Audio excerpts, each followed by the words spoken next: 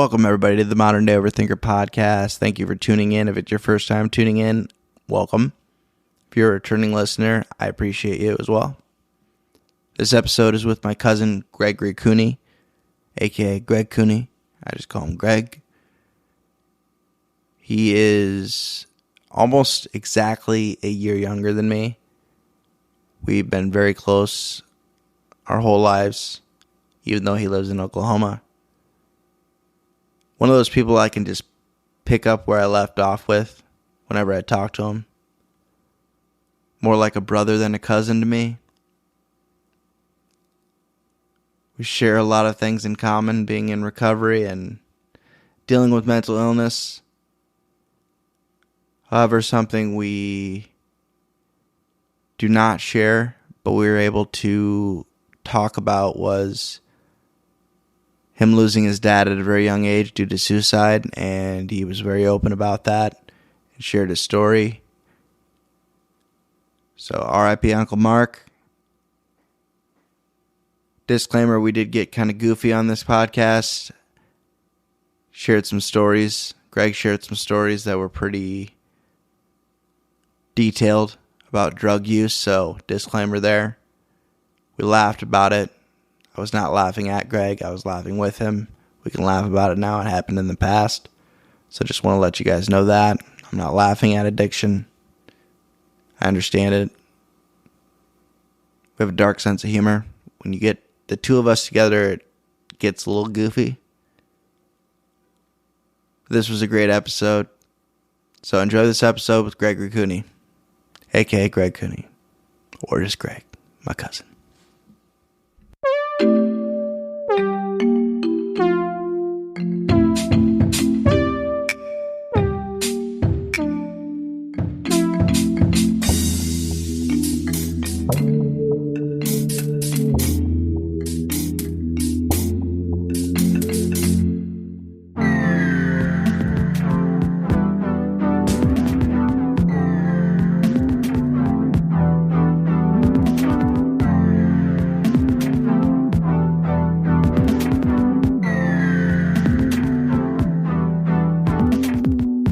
Yeah, just we could start out by just doing I don't really introduce my guests. I do that like after I listen to the episode, and I do like a brief intro. So Okay. And obviously I could introduce you in a bunch of different ways. But yeah, just if you want to start out by introducing yourself and kind of what you wanted to talk about today, we could kind of go through a lot of different things. So Okay. Yeah, I'm Greg Cooney. I live in Oklahoma City.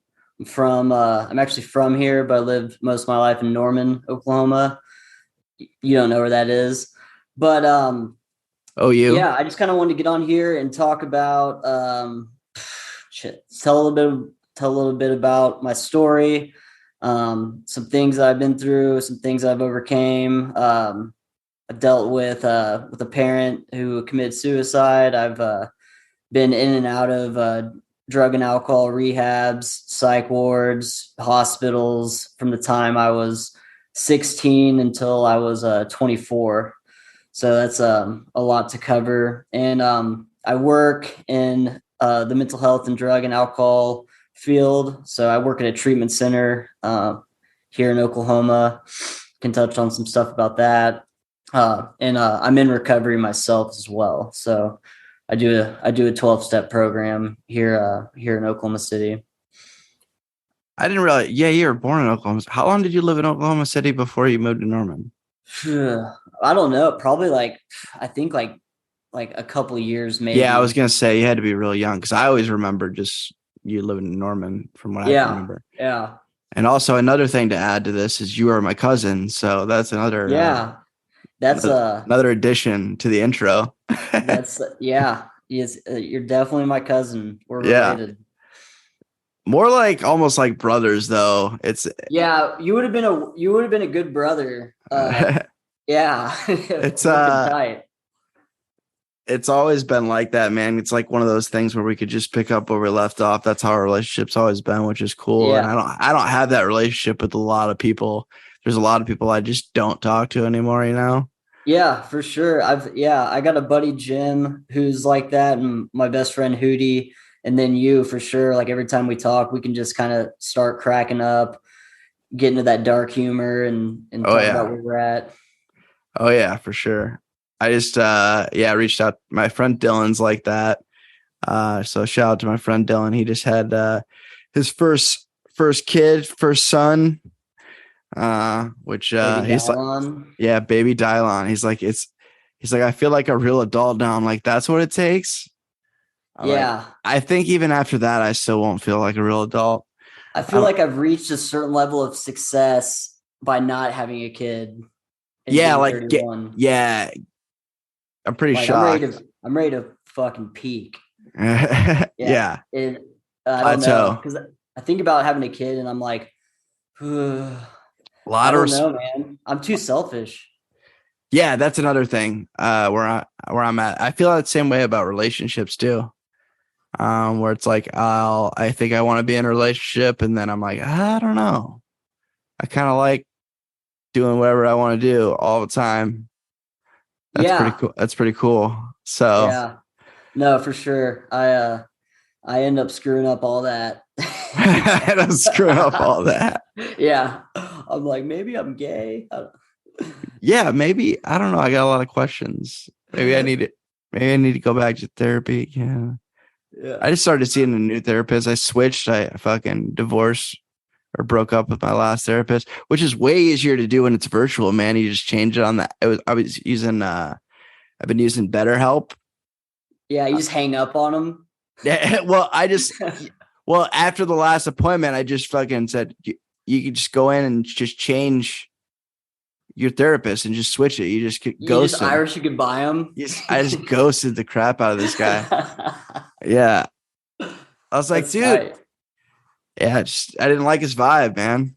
Yeah. I need a woman therapist. I've had the most success with female therapists. I've had two. My first therapist I ever had, it was, I guess he was a psychiatrist. So a little bit of both, but he actually did the therapy part. He wasn't like a drug dealer psychiatrist, which I've had those too, where it's just like, what do you need? Are you good? Yeah. Yeah. 10-minute appointment. The Basically plug. knock them up and just fucking, you're good. Yeah. You're Oh my like, God. dude, I got Xanax. Yeah.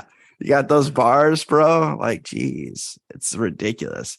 Even in recovery, uh, I've had after explicitly explaining that I'm in recovery from all substances, not just like Cali sober or anything like that, or I don't dabble in anything. People I've still had a doctor. Well, I had one doctor that still like brought it up multiple times, like Xanax. I'm like, are you trying to kill me? Like, come on, Yeah. we're not doing that. Yeah. I've, You realize that could turn into just like the way people eat M&Ms and shit. Like that could turn into that like real quick. yeah, for sure. I'm like, dude, did you not hear the part where I told you that my last drug was air duster and my last drink was champagne? Like, I never got into the air duster game. I've heard some crazy stories about air duster.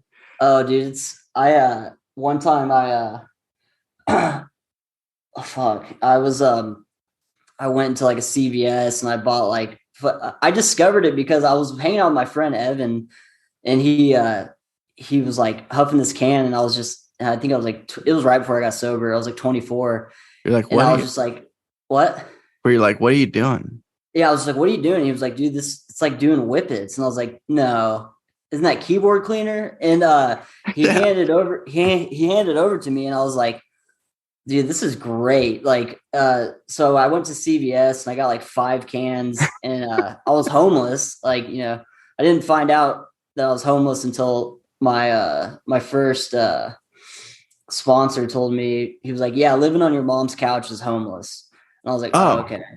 Yeah. Well, that, and so, okay, buddy. What did yeah, I had like 5 cans and I like went to my mom's house and I went to the bathroom and like drew a bath. Like it got all hot and I got in the bathtub and I just had like a beer, and I was like laying in the bathtub, just like huffing cans. And I was like falling out. Like I would like come to, and I'd be like under the water. Like I'd be like I would completely like just all the oxygen in my brain just evaporated. Yeah. And I came to, and the door was open. I look over, and there's like a paramedic, two firefighters, and like a cop just standing over me. And I'm like naked in this bathtub with like air duster. And my mom's just like, I don't know what he's doing. And I was like, oh shit. I thought it was like a hallucination. And they like, got me in the ambulance. And they were like, I remember one of the medics was like, dude, maybe like drink beer or like smoke a joint, but like this stuff, dude, this is trashy. And I was just like, I don't know. Dude. I don't need your judgment here. Yeah, I was just like, yeah. I know. Yeah, I was like, I just, and it's funny because like we talked and it's about pretty cheap, right? It was like $5 a can. Yeah. Oh yeah. Yeah. And then we talk about it at work a lot. Like when I'm doing like a group, like whenever something like that happens, or like you fall off and someone asks you like, well, like what happened? Like how, like, why'd you fall off the wagon again? Like, relapsing. If I were to give you like any type of explanation or reason, like I'd be a liar. Cause like, I just don't know what happened. Like, I just go from, if I don't have like a defense against the first drink or drug, like if I'm not working a program of recovery, it's a thinking disease. So like, I can't outthink a thinking disease. And I just go back to like what I was doing. Like, I remember I'd be sober and I'd be like, like 30 days sober or whatever. And I would like, quit going to meetings, quit doing the stuff, and quit talking to people. Yeah. It just takes like one little argument with someone or whatever, just to be like, all right, you change your mind basically. And there's like, once my mind's made up in that mode, like it's game over. All bets are off. Like, and I actually got a public intox on air duster one time. I was in the four way. Wow. I was in the four way or whatever the fuck you call it. I was like outside my mom's door of her apartment. I was knocking on the door and I was trying to get in. She wouldn't let me in. So I went upstairs and there was no one that lived upstairs. So I was just up there, just like huffing cans. And she called the cops, and the cops found me up there and like put the cuffs on me. And I was like, just please take me to the psych ward. Don't take me to jail. Yeah. And my mom was just like, no, he's been to the psych ward too many times. Take him to jail. And I was just way cheaper. Yeah. Oh, geez. Terrible. Yeah. Duster. Yeah. That wasn't even my shit though, but like it was just whatever it took, Yeah, for sure. Got to that point. Well, let's rewind it back to when things started taking a turn for the worse. When did you start really getting into drinking and drugs? Would you say like 14, 15? No, I was 16. Okay. Yeah. Which these days that's like old. But yeah, I was 15, so I was old too in comparison. Yeah. I grew up, going to like meetings with my dad. My dad was sober for he had like stints of sobriety. Mm-hmm. He'd get like 5 years, go back out, get 6 years, go back out. It was like, you don't really hear about that type of alcoholic. But so I grew up going to meetings and stuff, and I always had this idea of like, I'm not gonna drink. Like I've always heard that that's like bad, Yeah, you told me that when you told me that story about the 5 years and 6 years, and when I got 5 years, I was like, oh man. Yeah, and it's crazy because now I have friends. I have a couple of buddies who have gone back out who had 5 and 6 years, and one's back in the program, and one's like thinks that like they're anti-cults. Yeah, he's just like it. Yeah, he's just kind of a pessimist. But yeah. But anyways, yeah, I was like so I was like 16, and I remember like the coolest guy in our friend group, or like one of the guys in our friend group we found out that he smoked weed, and like me and my friends were like, "Oh my God, I can't believe you did that." And Mm-hmm. then the coolest guy in our friend group was like, "I don't know, I kind of want to try it." And then immediately I was like, "Okay, I'm down." And like I was The follower. such a follower, and ended up hanging out with my brother one night and smoked weed and drank for my first time. And he was taking me home to my dad's house in my own car. And I was like throwing up outside the window. And he was like, "Dude, if I drop you off at dad's, man, it's not going to be good. So Yeah. you can stay at my house tonight, or I can drop you off at dad's."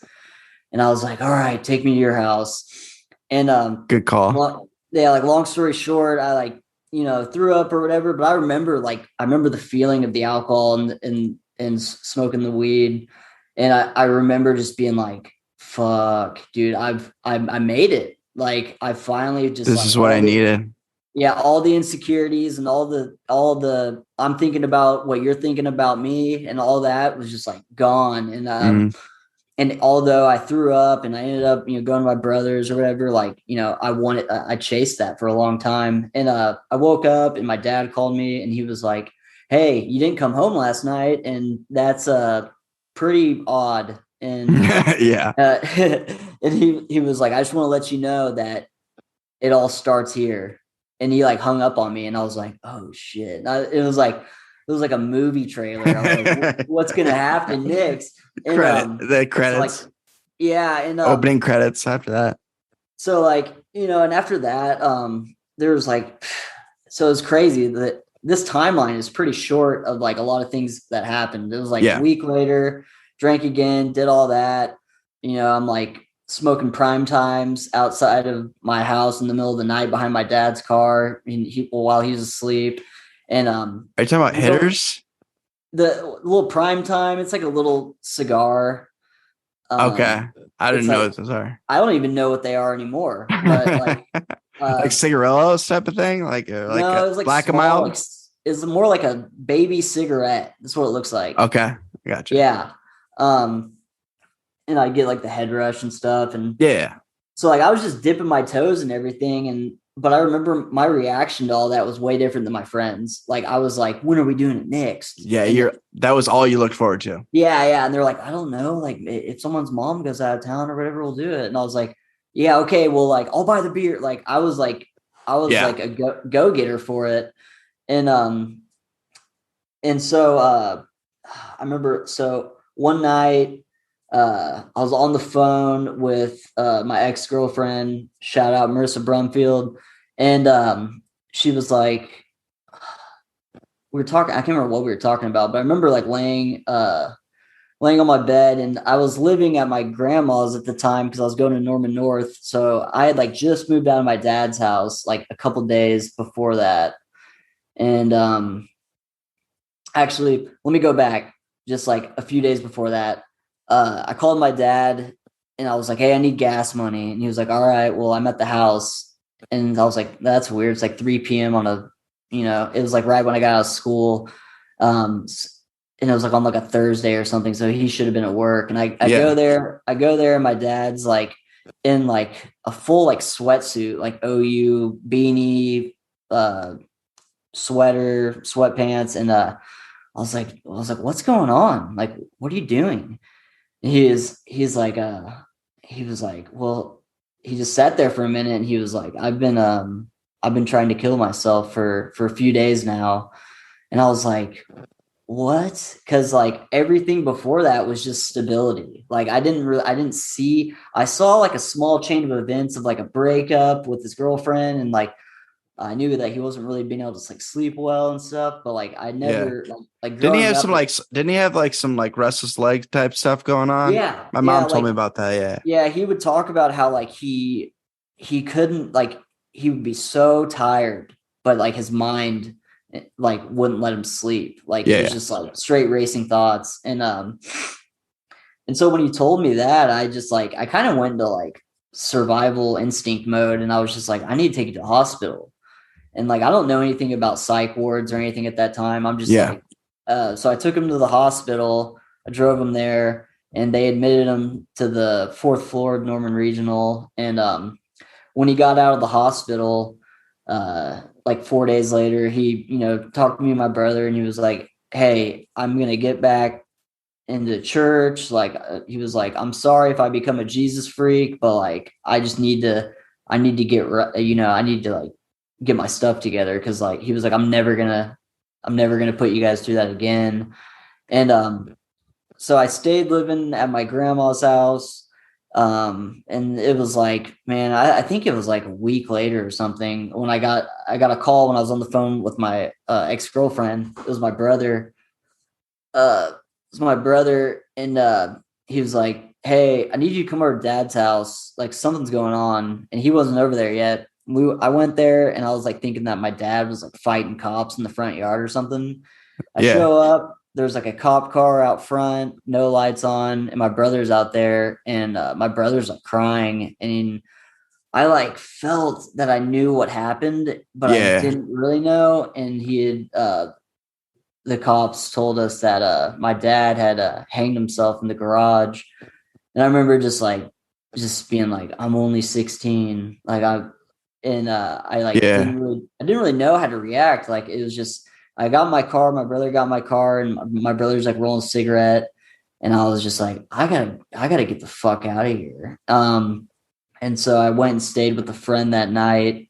And then it was You're the just kind next of morning. numb to it, or like just like not numb, just but like it was very surreal to you at the time. Yeah, it was like super surreal. Like, it was like I was operating. It was like a video game. It was like I was Yeah. watching myself like Yeah. maneuver. And I remember just like listening to I had just got the Kanye West Graduation album, and I just remember like Banger. this. Yeah. It's such a banger. And Yeah. like every time like this happened October 29th, 2007. Every time like fall comes around and like the leaves start to change and stuff, it just takes me back to like listening to Kanye and like being like 16. It's really not like a bad reminiscence of it. It's just That's like, good. it's crazy. Like you could throw me anywhere in the, like, you could drop me off somewhere and like lock me up for like 8 months. And if I walked out and felt the way that the air was, I would know that it was like that time of year. Like, Mhm. if it was in that gap of like late October. Cause like I can always just feel it in the air. But yeah, so it's just an odd coincidence that like all that happened like right when I started dabbling in drugs and alcohol. Yeah.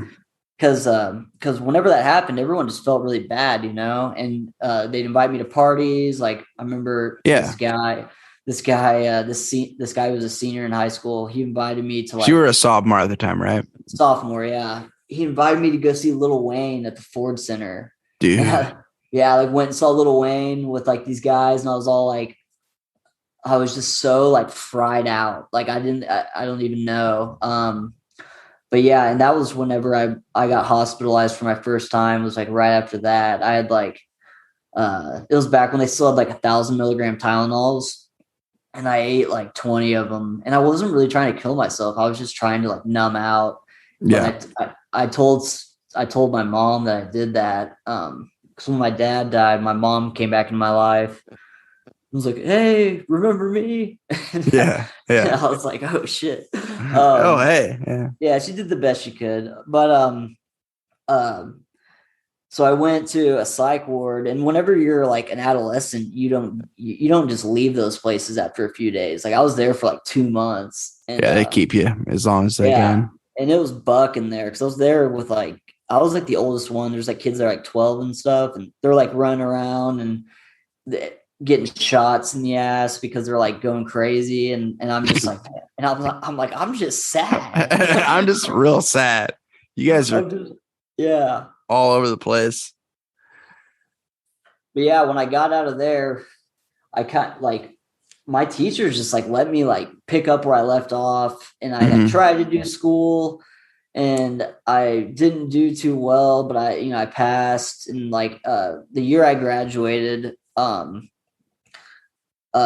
they like, the principals like sat me down in the office and were like, "Hey, we just want to let you know that if you keep on going the way that you're going, you're not going to be successful in life. And they told me that they had known that I'd been really intoxicated at school like multiple times, and that there was reports and all this. And they were like, we know that you had some hard stuff happen to you while you've been here.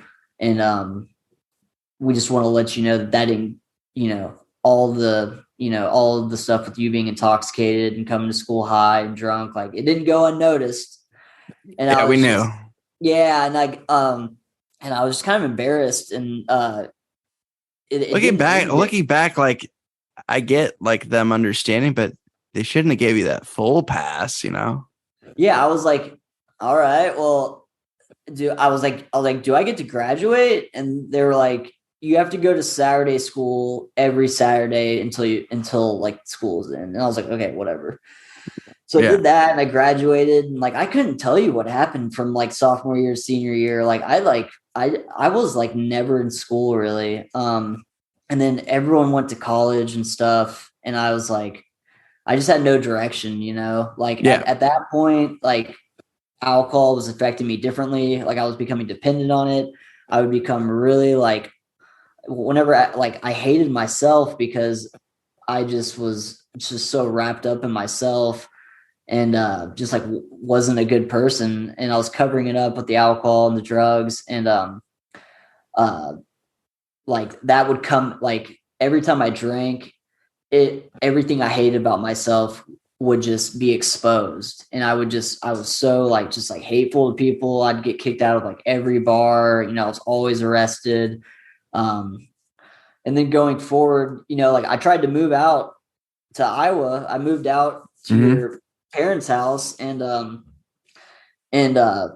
looking back on it, I know what happened. Like I couldn't drink the way that I wanted to drink. I got out there and tried to get some stability. Like your dad set me up with a job. I had my car, I had a place to live. I was enrolled in school, trying to go to school, did that for just like a little bit.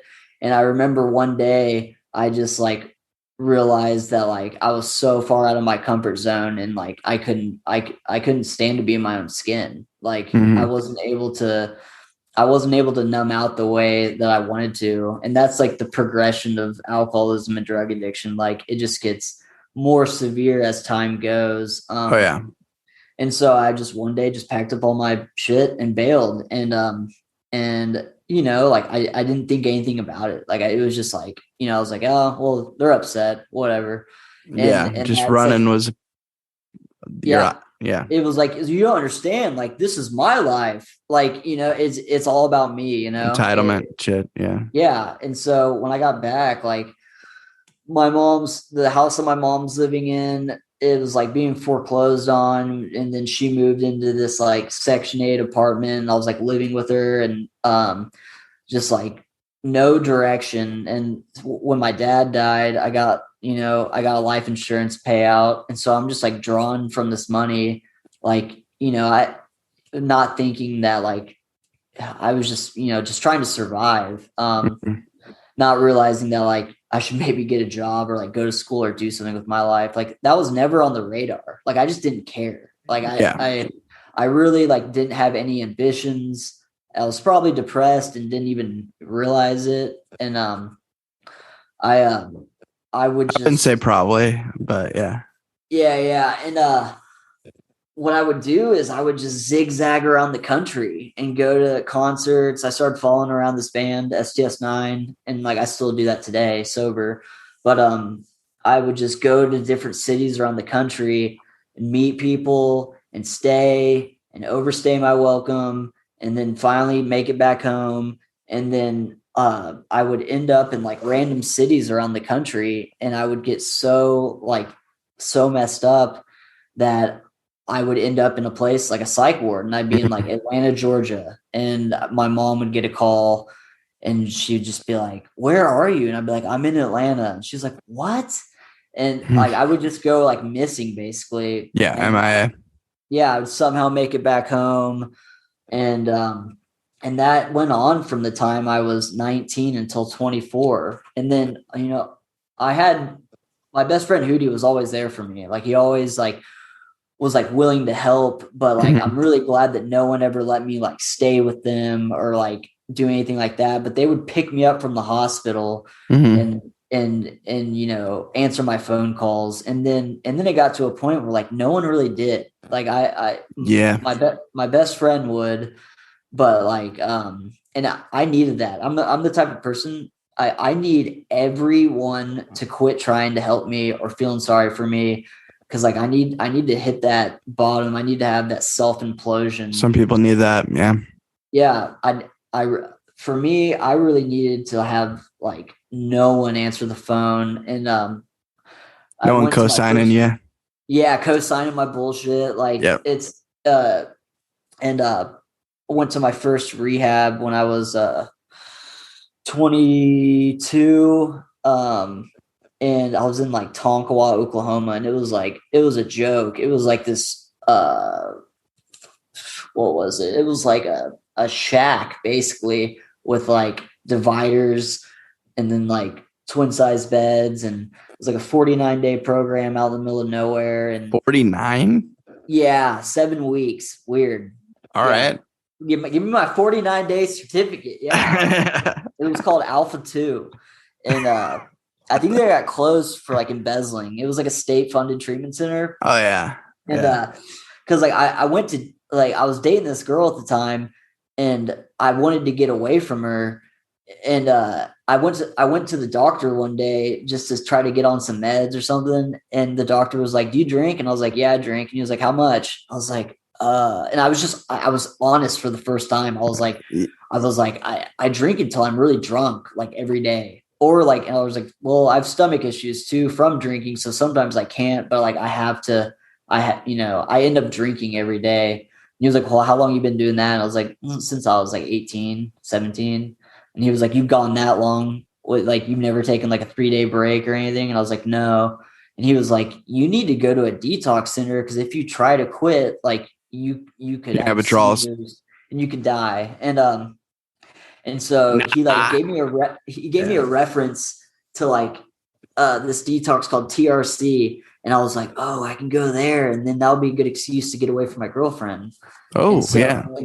I went to detox to get away from her, basically. And man, like after like 4 days, they're giving me benzos and stuff. But I started to feel better. Like I sweated it all out, and I was like, I kind of had like a glimmer of hope of like, wait, serotonin, like Yeah. this is crazy. And the only reason why I went to rehab from detox is because the guys I was hanging out in detox, that's what they were doing. They're like, hey, we're going to this place called Alpha 2. You're coming with us. And I was like, all right. Like I have nothing else to Nothing do. else to do. Yeah. I'm trying to And so avoid my girlfriend. So I went there, and got introduced to like 12-step programs, whatever. I graduated, stayed sober for 2 months. I got a job at a liquor store. And I I remember remember this. I yeah, remember this. I was in a meeting one time, and I was like, they were like, Greg, did you get a job yet? And I was like, yeah, I got a job at a liquor store. And And they were like, everybody just everyone laughed, and they were just like, that's a terrible idea. And I like defended myself. I was like, I'm 2 months sober. Like, yeah. I got yeah, 2 months, bro. I yeah, can I do can do anything. it. And it didn't, it was like, Yeah. it didn't take long for me to start drinking there. And, I got fired, and they told me to bring in the key. I was actually I knew I was going to jail, and I called and I was like, hey, I'm in this court program, and like, I'm going to jail tomorrow. And the owner was like, bring in your key. I was like, all right. And, so I did that. And then, uh, when I was so to go back a little bit, when I was 21, I got 3 DUIs. I got them all within 10 months of each other. And I was supposed to be going to prison, and I was in the attorney's office, and my mom's sitting there with me, and the attorney's like, all right, you go to this like minimum grade, low. It was like, he was like, it's not a bad prison. It's like a Trying to sell it. it's like a kid's prison.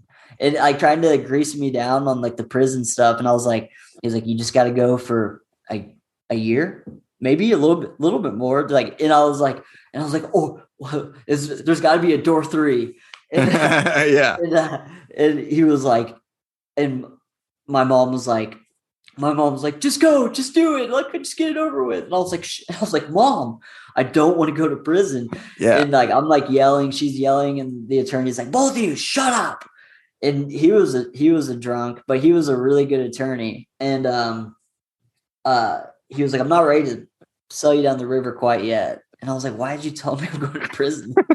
And so we go to court and we're standing in front of the judge. And I kid you not, the judge was like, so what's going on with this guy? And I'm standing there and he goes, let me tell you, he has not been the best client. And because my mom would tell on me when I drink, she'd call the attorney and be like, he's drinking again. What the? And so, not the best client. Great No. sell, bro. Yeah. And then he goes, but he mentioned some stuff about what happened with my dad. I got addiction in the family, all that stuff. And then he's like, this kid weighs 110 pounds. He cannot go to prison. And I was like, what? Wow. What a defense. And she was like, do you want to make a change in your life? And I was like, I'll do whatever it takes. Not to go to prison. Yeah. Yeah. And she was like, all right. So I did this thing called mental health court. And it's like it's like drug court. What is it? It's like drug court. Yeah, we have drug court around here. We do too, but like I met the it's criteria. Different? Okay. Yeah, so like mental health court is like you have to receive services from the mental health department, like go to these groups and do all this stuff, do the random UAs. You have to do all the stuff that. So it's kind of like drug court, but a little bit more. It's a little bit more, but it's funded by the state. So I didn't have to pay for my drug test. I didn't have to like pay for anything. Yeah. So it was good. But I wore an alcohol ankle monitor and it had these prongs that get real close to like your calf, and it measures like if you have like a BAC level at all. And so I'd have to sit next to the hub that's plugged into the wall with my monitor at night, and it would like send all the data to my PO. So like I did horribly in that program. Like they call them sanctions. Like when you get in trouble, you got to go to jail for a few days. And I kept getting those because I was failing UAs. Like I couldn't stay sober, and I was lying. Like this is what almost got me kicked out. It should have got me kicked out.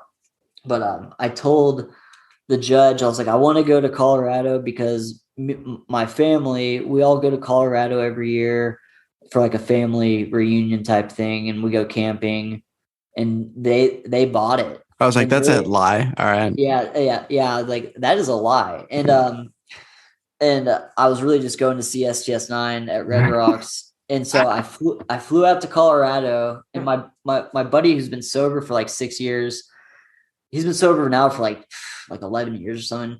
Mm-hmm. He picked me up, and like I was like, can we go to the liquor store? And he was like, are you drinking now? And I was like, yeah, I'm a drink this weekend. He was like, all right.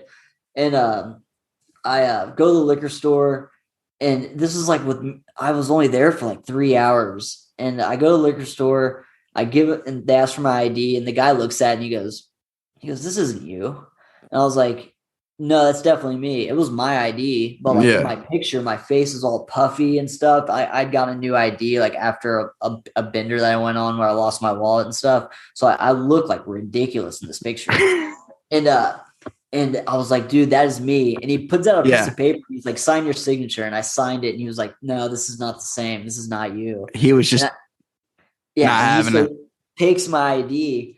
And I look outside, there's a cop car, and I'm kind of lit up at that point. I'd had a few drinks like prior to going in there. And so I was like, I'm going to go over and get that cop, and, he'll run my ID. And he was like, go do it, whatever. And so I go out to the car, and he's not in there. So I go into like the sushi restaurant next door, and I see a cop sitting down with like a girl cop.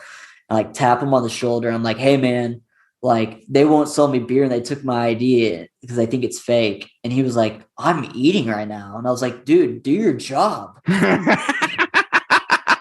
he was like on like a date with this like girl cop, and he looked at me like, jeez. And he got up and went over there. And one of my DUIs that I got was in Fort Collins, Colorado. And I never like followed up on it or anything.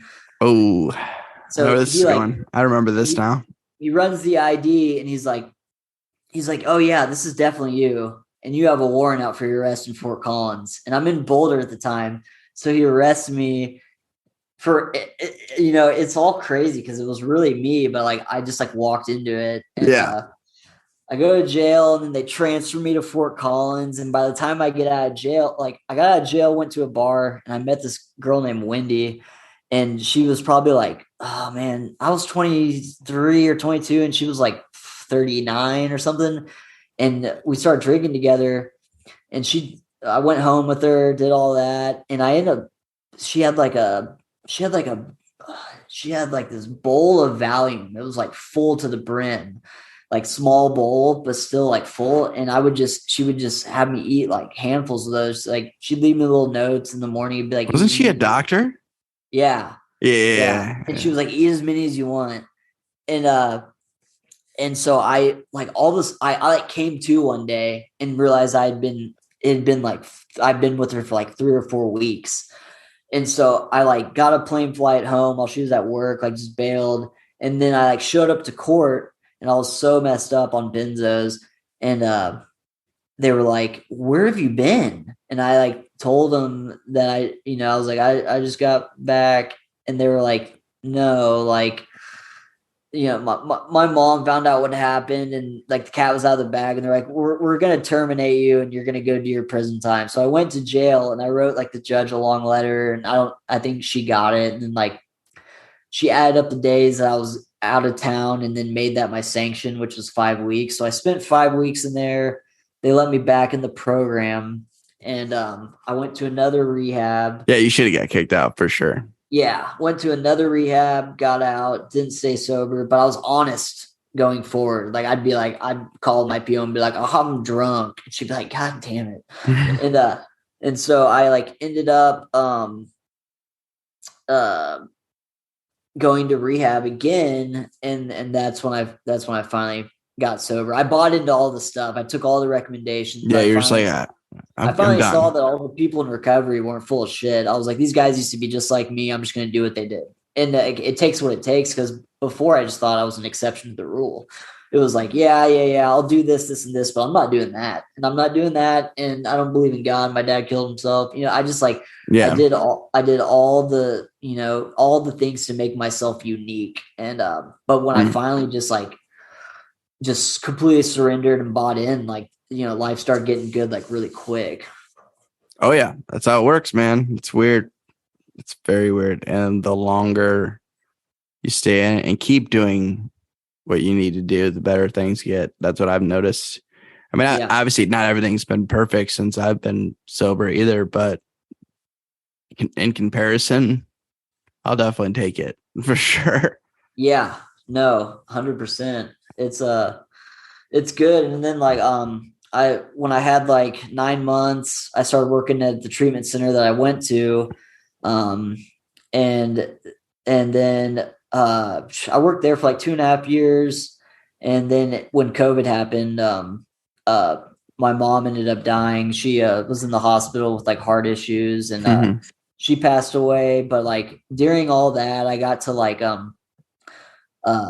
before that, like I think I started doing like the amends process pretty early in my sobriety, and I got to sit down with my mom and tell her, this is what I did to you, and all these things, and like what can I do to make it right? And she was just like, just keep doing what you're doing, and like I got to make peace with my mom before she died, and which is great. I was sober for 4 years when she passed, and got to like handle the estate and take care of all the business and be responsible. And that's all because of like a program of recovery. Like, cause like me left to my own devices, like I'm roaming the country with aimlessly, just like being a tornado in the lives of the people I care about the most. Yeah, dude. As you're telling some of those stories, I'm like, I remember talking to you like either during those stories or after, because there'd be like times where, during that time, I was pretty messed up. So we would I remember right before I finally got my shit together, I was talking to you on the phone outside of my friend's apartment. She was letting me sleep there for super cheap. I wasn't technically homeless. I was paying her. I mean, sometimes most of the time I paid her. When I didn't go to the casino with my drug dealer.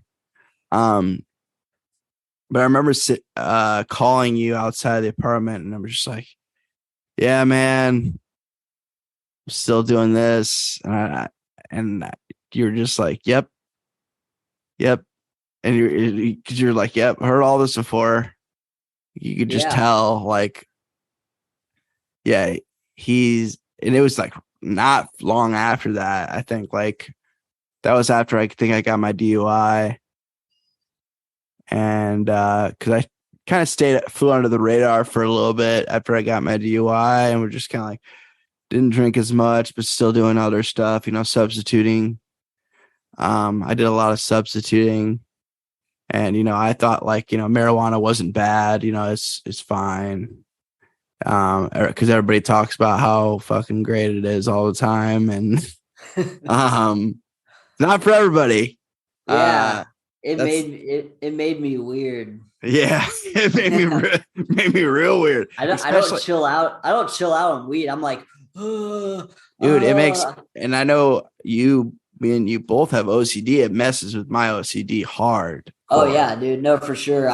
It twacks me out. And dude, I'd be like, I was just so mentally ill, and I still am. But I'm on, a regimen these days. But man, I would sometimes I'd be on my medicine and drinking on top of it. Oh yeah. Just counteracting it. Just ridiculous. Yeah. And I could never stay on medicine. I would take it for a week, and then there's bottles all over the place. I would get diagnosed something different every time I went to a psych ward, because alcoholism and drug addiction can look like anything. It can look like schizophrenia, because when I'm coming down off booze and drugs, I'm hallucinating. So they're like, do you hear voices? I'm like, yes. Yes, I do. Do you see things? Yeah, I do. But it was all withdrawal symptoms. Yeah. So I'd be on schizophrenia medicine, and then random stuff that when I finally got sober, I got on medicine and stuff, but it was actually what I needed. It wasn't just for one, I just lied to doctors all the time. And two, you're just misdiagnosed a lot. Oh yeah. Yeah. It's whatever flavor the flavor of the month is, and they'll diagnose you with that. We got your gabapentin. We're going to do 16,000 milligrams of gabapentin. Yeah. We got to push the Seroquel this month. Here we got Seroquel, we got your Depakote, we got your Visceral, we got your Remeron. Take that at night. You got your Ativan, because you're kind of anxious. Everything. I remember I think that's what they gave me. They gave me a pretty nice dose of Ativan when I was suicidal and went to the hospital. They sent me home with some. I don't know what it was, but I was feeling great, and I had ice cream and shit. Yeah. I was feeling great. Well, I was feeling less shitty, I should say.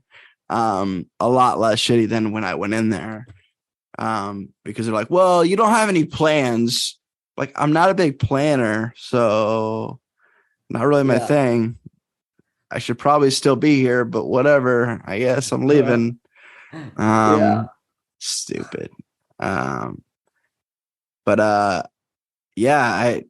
It's been a weird last week with my friend passing away, and one thing I wanted to ask you was, because I know I don't know if his son Christian will listen to this or not, but him losing his dad at such a young age, do you have any advice for him, or what's kind of helped you process that? Because at first you obviously didn't process it, because you didn't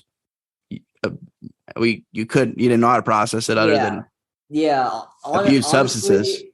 Yeah, honestly, I would try to go to like some sort of grief therapy group Yeah. when he's ready.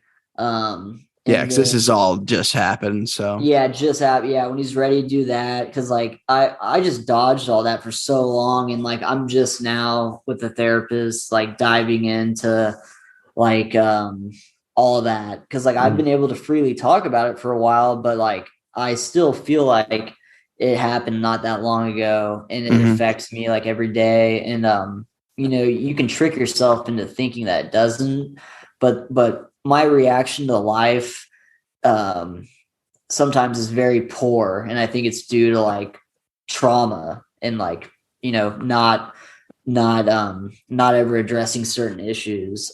Just kind And of putting it in the, I never yeah. connected the dots on that until like recently, like in relationships or whatever. Like I end up kind of just sometimes I'll burn it down sober. Yeah. And so I would just suggest Ruin a you good know thing yeah, just because yeah, it's too good.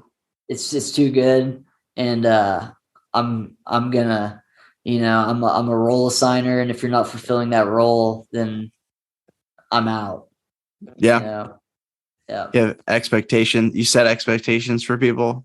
Oh yeah, set expectations, and then they have expectations, and then I'm like, you know I just end up like, I think I got like abandonment issues or something, because like every time I like get with somebody, it's like I try so hard to like keep that like it's like the only thing I can like focus on, and then I end up like just destroying it because I'm just too hyper focused on them leaving. Even if there's no signs that someone's gonna leave, I always just in the back of my head it's just like, this is you know they're gonna leave or like whatever, and then so I'll bounce first. Even though they're probably not going to leave. Yeah, maybe. And even Maybe if or they maybe did, not. and But even when they do, they probably had good reason. Like yeah, I'm just insane. Like I've just come to know that like I'm just not good in relationships, and it's something that like I'm working on. That's I think like part of like being in recovery is just like being vulnerable and knowing that like I still have being flaws. self-aware. Yeah, self-aware. Like I have like a crazy thought process, and like whenever I like verbalize that to a sponsor or whatever, they get to let me know that like, hey, maybe don't do that, or like don't do this, or instead, because like if I just run on my own ideas and stuff, like it's just not good. Yeah. Yeah, And I'll torch that shit. it's good to have people that not necessarily tell you what to do, but suggest things. That's another Yeah, thing because we don't like being told what to do.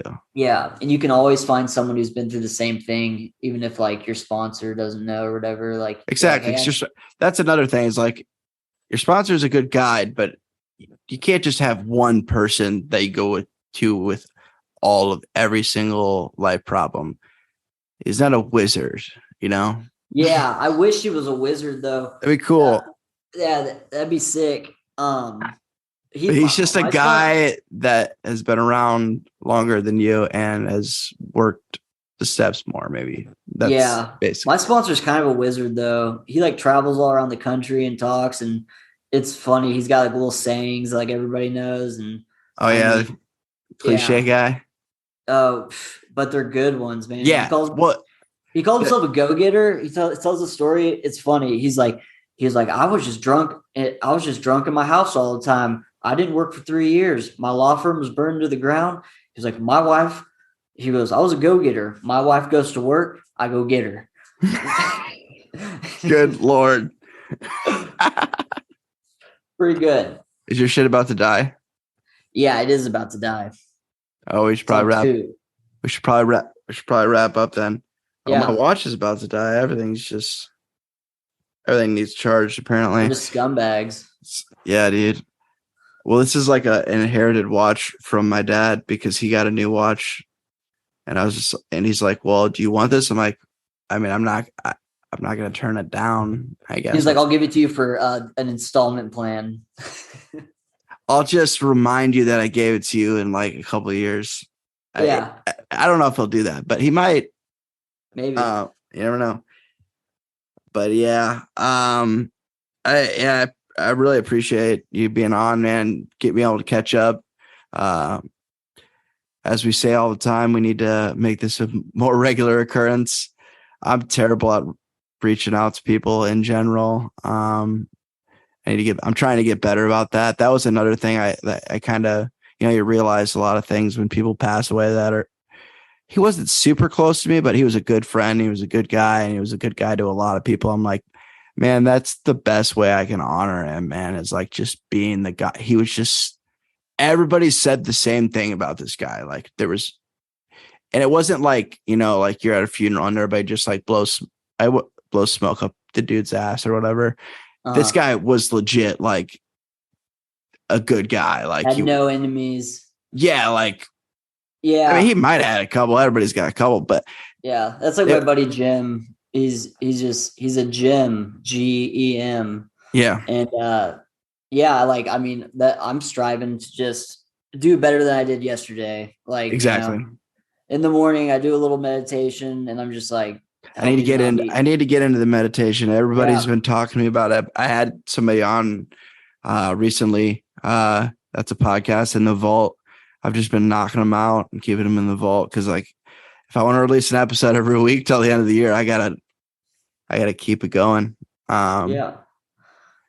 But yeah, I'm gonna have. It's a game changer. The meditation. I've heard good things because I've tried the praying thing. It kind of works. It's like I can't do that regularly. Yeah. I feel like I do it. I'm a big pray guy. Yeah. Yeah. I don't know. I'm praying to like big ass trees. Yeah. In like a space forest. Yeah. Praying to Elon Musk. Yeah, Elon, dude. I'm on that Elon Musk protein powder. It's gas. Is that real? I don't know. My buddy refers to it as he always talks about it's like some Elon Musk shit. And so I just tell people Elon Musk endorses it. I don't even know. He probably does. I don't know. With him, you don't know. Yeah. Just tweet at him. He'll probably tweet you back at some point. If you just got time, you just got to time it right. Yeah. I've been DMing Kanye and he hasn't opened any of them. Oh, dude, just keep trying. That's my boy. Yeah, dude. I don't care. Oh man, he is out there. He is out there, but I love it. I was like, he's like, I'm starting this new company. I'm like, sign me up, dude. Let's do it. Yeah, anything you got, I'm coming for it. Yeah, because he's just him all the time. That's take it or leave it. Yeah, there's a lot to say about that, but we'll wrap it up before it dies. But I appreciate it again, man. We'll talk soon. Okay. All right. Love you, man. All right. Love you too, man.